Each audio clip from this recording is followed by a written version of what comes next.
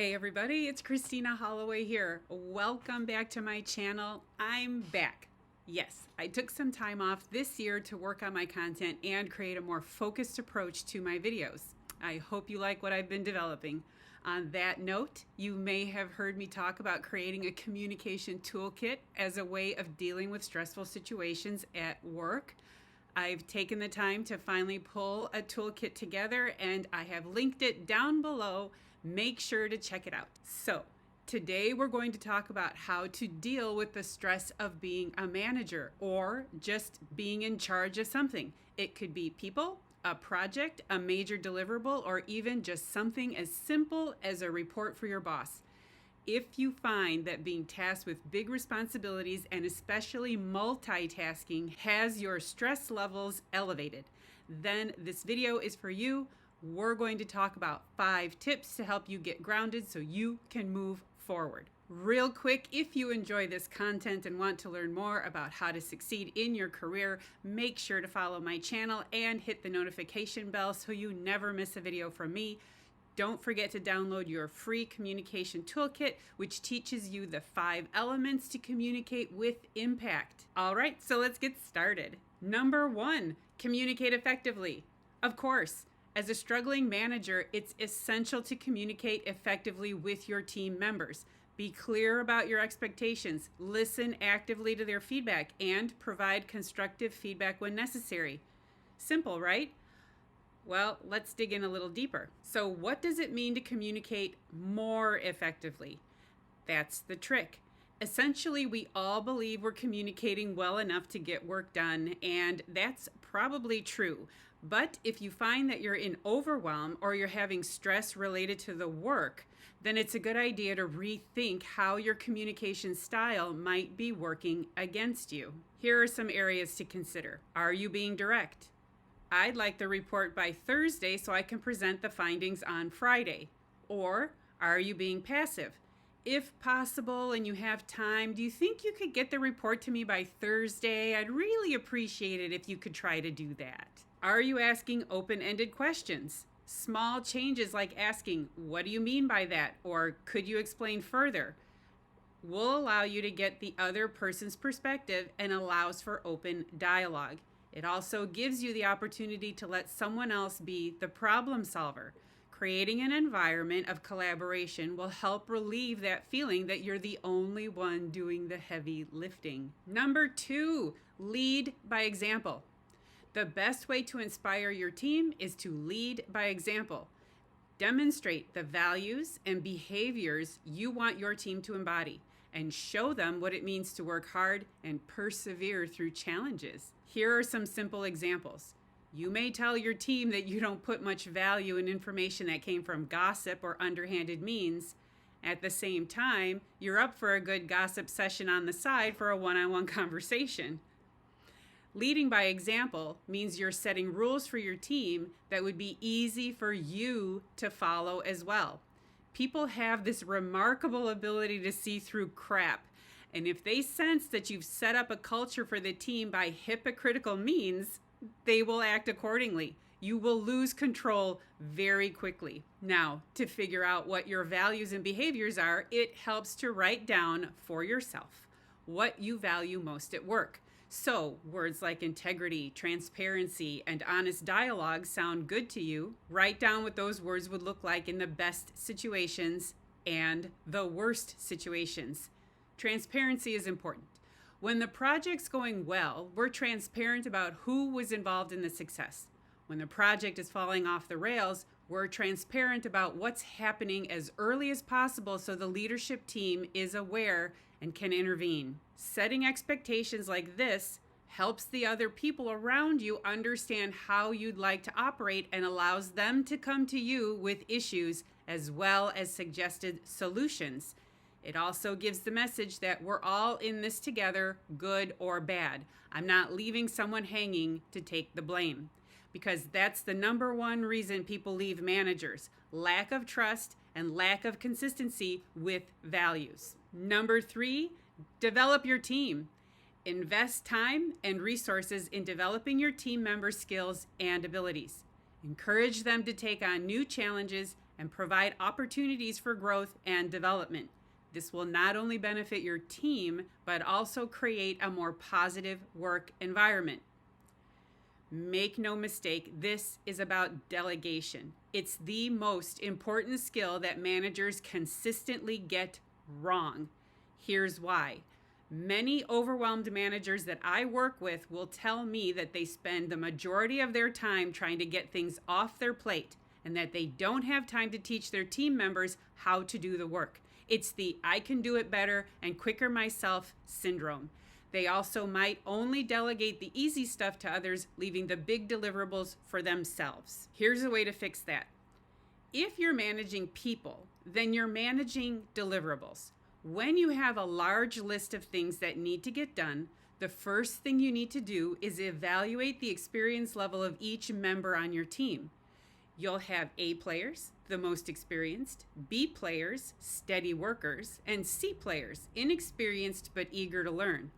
Once you have them divided, you go through your deliverables and delegate them accordingly. Here's the catch. Your A players should be getting the best, most challenging work. Why? Because they're the most experienced and most likely to want to get promoted. If you start giving them the biggest work, you're setting them up well for what comes next in their careers. These people also don't need a lot of supervision. They don't need you to teach them too much about the work. This also frees you up to work more with C players who need extra attention. And if you think teaching people to do their job is time consuming, sure, it is. But it's also the best way to get them to learn the process the way you want it done. Number 4, foster a positive work culture. A positive work culture can have a significant impact on team morale and productivity. Encourage teamwork. Recognize and reward success, and create an open and inclusive environment where everyone feels valued and respected. This one is easy, and if you're not doing it, or you feel like you've been so overwhelmed that this one's fallen through the cracks, it's an easy habit to reintroduce with little effort to see big impact. Recognition of someone's achievement during a meeting, taking time to recognize wins, allowing others to recognize their peers' efforts. It doesn't have to be a big deal. Just a thanks for your effort can make a huge difference. This is another area where you can build trust. It's also a great space to recognize someone and ask them if they're ready to take on bigger responsibilities. Of course, go back to number 3 and see where they are in their development. As a coach, I work in a space of creating an environment for positive reinforcement and developing strengths, not weaknesses. The more you can shift your mindset into moving people to feeling good about their contributions and less about pointing out everything they did wrong. I know it's necessary sometimes, but there's a time and a place. The more people will show up exactly the way you need them. It's easy to fall into a feedback loop of thinking everything's going wrong and it's too much to correct. Seriously, take time to step back and ask yourself what's going right, who's at the front of this good work, and how you can reinforce that behavior as an example of how you'd like the team to work. Make it positive. This is really about seeing the same situation in a different light until you can right the ship. Number 5, embrace feedback. As a manager, it's crucial to be open to feedback from your team members. Accept constructive feedback with grace and use it as an opportunity to improve your leadership skills. Encourage your team members to share their opinions and ideas and use their insights to make informed decisions. Here's what I mean by that. I recently saw a comment from, I think it was Daniel Pink, on how to ask for feedback. But the word feedback is, or has become, a pretty loaded word these days. He suggests that we start framing this conversation as asking for advice. Now, this works both ways. Here's how. If you're the one asking for feedback, make sure to use it to your advantage. It's a great way to build a connection with your peers. Hey, I'd love some advice on this problem I'm having with this report. Really? What kind of problem? Well, it's related to this section here. This allows the other person to show up exactly how you need them and allows them to give you great pointers on the specific area where you're struggling. If you use the same situation and instead said, "Could you give me feedback on this report?" Well, if it was me, I'd get my red pen out and take after that report. And you may be surprised at the amount of feedback you get from me. It also might not be what you were looking for. This also works with your direct reports. Instead of showing up and telling them you'd like to give them feedback, you'd do well to say something like, "This report looks great. When I was preparing these for my boss, I was given great advice on how to position it well for leadership's expectations. I'd like to share that with you so you're also well positioned for the meeting. Let me know when you're free to discuss." It's just so much better than saying, "Thanks for the report. I have feedback on how you can make it better." You've already set them up for thinking they got it wrong, and it puts people in a defensive space without even realizing it. Taken together, these 5 elements will help you move out of a sense of overwhelm and stress. If you're struggling with keeping your head above water, or you're getting a lot of feedback from your boss and leadership team that things are going wrong, consider implementing any of these 5 elements until you can regain a sense of control over the situation. The place where I suggest my clients start is with number 3, develop your team. Learn how to delegate appropriately. It is the biggest change you can make that will allow you to feel relief quickly. The second is changing your communication approach to focus on positive reinforcement and strengths development.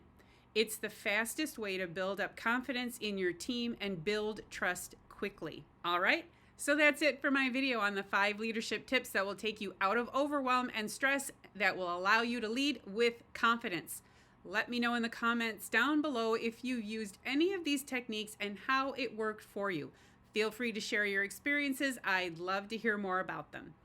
Don't forget to download my free communication toolkit, which I've provided in the link below. And if you've enjoyed watching this video and you found it helpful, please make sure to give it a big thumbs up by hitting that like button, and make sure you're subscribed to my channel so you never miss another video from me. Thank you for watching, and I'll see you in the next video. Bye.